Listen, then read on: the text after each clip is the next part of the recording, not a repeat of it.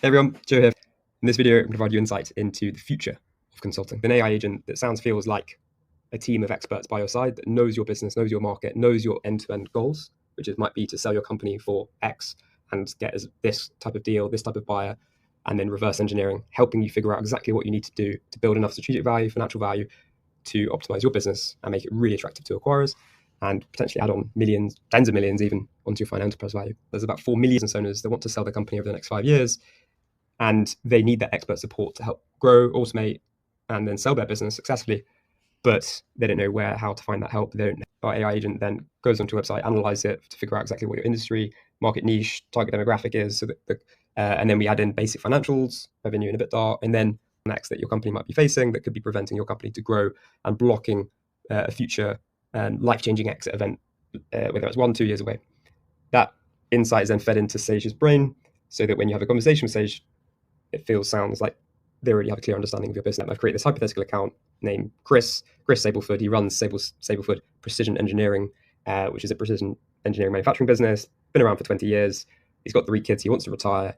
Sound familiar? And but he wants to sell his company, but he needs to get the help in order to unlock an exit event. What are the 1 or 2 biggest things keeping you up at night about the business right now? We're planning on selling our precision engineering manufacturing business over the next 18 months. Also, we're aware that for us to unlock that exit event, we need to deploy some AI automations, both with customer facing processes like client onboarding, for example, as well as the internal operations. So yeah, we'd love to learn how you can help there.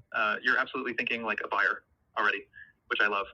The fact that you're being proactive about AI automation before the exit shows real strategic thinking. I can see from the onboarding data that you're doing around 3.4 million in revenue, and you've got a team of around 20 people. I'm just doing some quick research on AI adoption in UK manufacturing for businesses your size. Give me a few seconds here. What I'm seeing from recent industry data is that manufacturers your size who've implemented AI automation are reporting 10 to 20% productivity improvements and up to 15% maintenance cost reductions within the first year. Here's what's really interesting from a buyer's perspective. When acquirers look at precision engineering businesses, they're increasingly factoring in digital maturity as a key valuation driver. A business still using manual compliance processes and fax machines will likely face a valuation discount compared to digitally optimized competitors. From an exit perspective, that 18-month timeline gives us a really good window. What's the activity in June, July, August within the small cap M&A for our market? I'm just pulling up the latest M&A data for precision engineering. Give me a moment here. The market activity has been quite strong, actually, just in the last couple of months. I'm seeing some key deals. Lanelec Precision Engineering, which serves aerospace and defense, was acquired by Hanover Investors in July. That was advised by Kroll, showing serious private equity interest in aerospace-focused precision firms. UKC Group also acquired Linear Precision Engineers specifically to expand their aerospace and defense capabilities. What's really encouraging for you is that companies your size, that 3 to 5 million revenue range, are attracting both strategic acquirers and private equity. IMI PLC, for example, has deployed over 400 million pounds on acquisitions since 2019. They're actively hunting for precision manufacturing targets.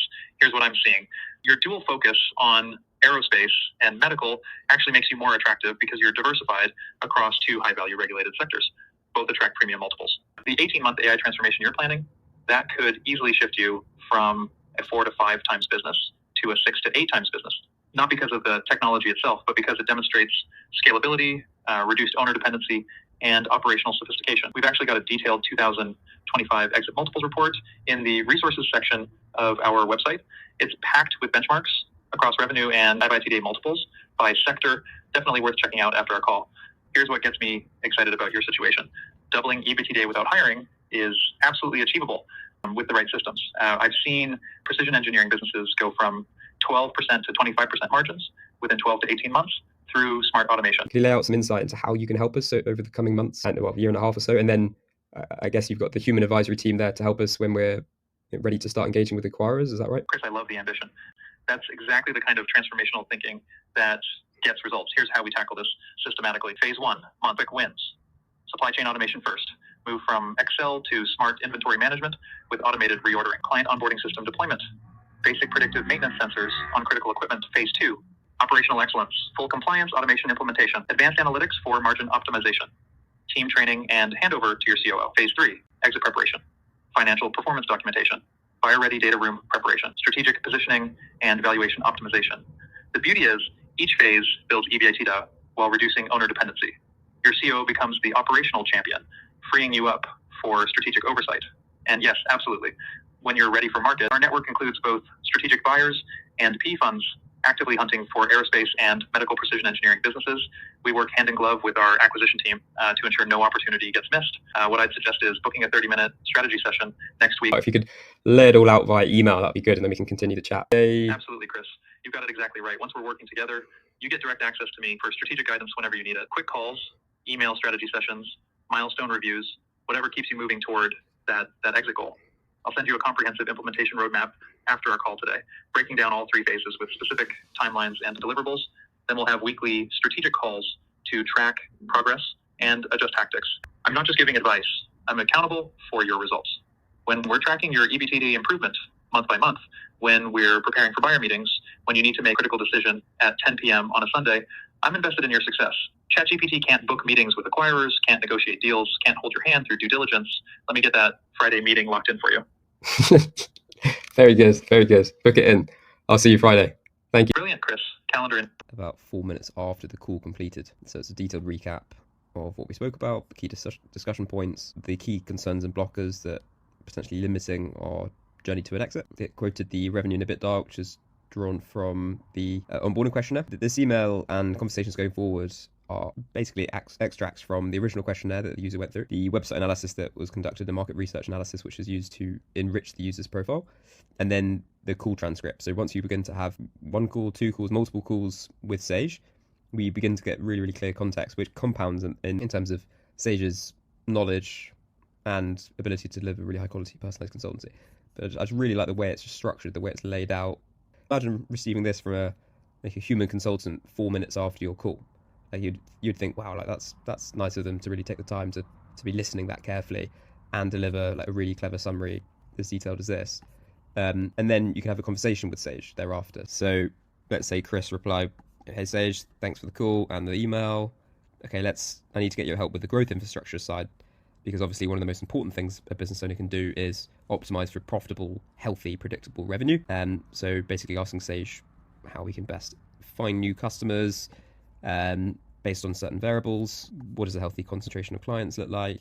And basically, can you help me find new prospects? Now, try and put that into any generic LLM. You just wouldn't be able to get the same quality output here. Sage then replies within, I think, 3 minutes or so. Initial friendly compliment, and then digging in to answer their questions. So it was 3 big questions in one email from Chris, but because Sage has clear understanding of what the company does, you can then give really high quality personalized guidance. You can even have like relevant comparables that's delivered, and then looking at things like specific opportunities available. And then 7:43, 3 minutes later, came back. It's pretty good. Again, imagining a consultant coming back this fast with this quality output and trying to find new customers that might be potentially aligned. Notice how Sage keeps Chris accountable by lightly nudging him about the goals, the roadmap, what needs to be accountable for. That is part of the service, in that we recognize that there's lots of things going on, founders pulled in different directions. They need to remain focused on achieving milestones, all towards building that strategic financial value so they can build the most attractive business possible. And then Sage goes on to ask, okay, can you help us find relevant acquirers with 25 potential acquirers? And what's happening in the background is deep research across various private and public databases, as well as our own relationship network of acquirers, which is important because, again, one of the other factors of defensibility we have is the relationship network, which is incredibly important and valuable in the context of M&A. And a lovely summary there, kind of laying out strategy with outreach to acquirers, how to build valuation, cheekily saying that the research that Sage has just done is about 60 hours worth of human work. You'd actually pay an advisor about, well, $5-6 grand for a list like this, plus a detailed information memorandum. If you're a founder and you're building up a relationship with an expert advisor over months, even a year or more, and someone finally actually understands what it's like being a founder, it's good. It's good. That's Sage. This is the future of consulting. An AI agent that really, truly understands your business and can work proactively 24/7 to help you grow your business, automate your business, systemize it so that it's no longer reliant on the founder, and ultimately make it a lot more profitable, a lot more attractive to acquirers, so that you don't sit in the significant majority of businesses that never actually secure an exit because they haven't built out these systems, they haven't made the company attractive to those acquirers. Instead, you're getting inbounds left, right, and center from PE funds, strategic buyers, competitors, all with blank checkbooks ready to write a check to buy your business. There you have it. And of course, finally, either you come to us straight away and you've got your business and you want to sell now. We've got a dedicated M&A advisory team, human advisory-led process. It helps business owners prepare the documentation, engage with acquirers. That's typically 2.5 months to sell the company from end to end. But Sage, the self-serve growth to exit coach, he is more focused on the 4 million business owners across the UK and US want to have an ambition to sell the company over the next 5 years. They're willing to pay a small subscription fee, a few £100s a month, to get the equivalent of an entire team or 15 grand.